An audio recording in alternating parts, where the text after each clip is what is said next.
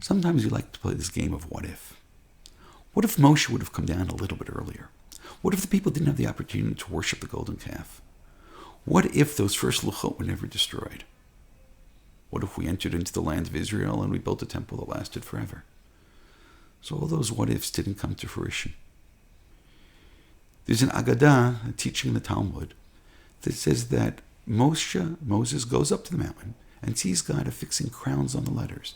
And God says, why are you doing this? Or in a sense, what is delaying you giving the Torah? Have we ever imagined that if God didn't delay to put those crowns on, then we would have gotten the Torah a little bit earlier? Then perhaps Moshe would have come down a little bit earlier?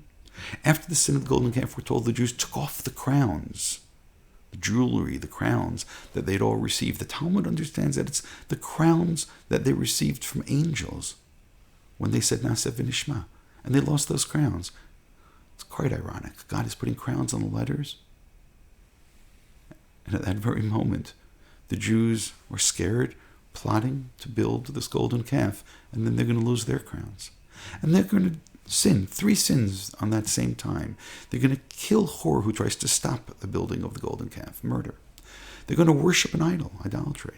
And then we're told, Kamu l'tzachek, they rose to make merry, which Rashi says was gilei raya, was sexual sins. The 3 sins that destroy the first temple are all there with the sin of the golden calf. And all because Moshe delayed a little bit. And all because he comes down a little bit late. And all because God is putting crowns on the letters. And these crowns, the letters, we lose our crowns. Well, obviously things are more complicated. But sometimes you look at the events and you realize maybe this temple wasn't supposed to last forever. Maybe we weren't quite ready.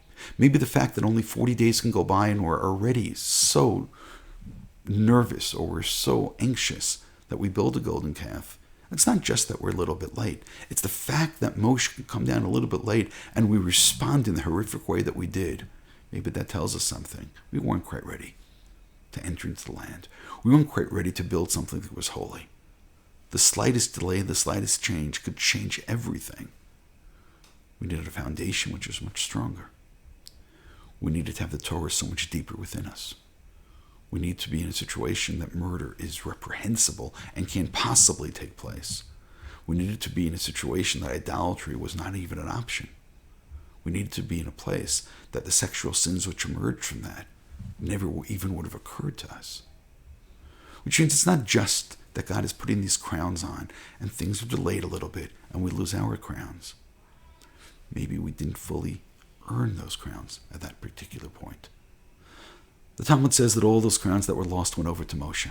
And Moshe, Rashi, Tosfot explained that's the glow that Moshe has. But there is an opinion there that there will be returns at some point. That we will get to the point that we deserve those crowns that we lost, that we forfeited at Sinai.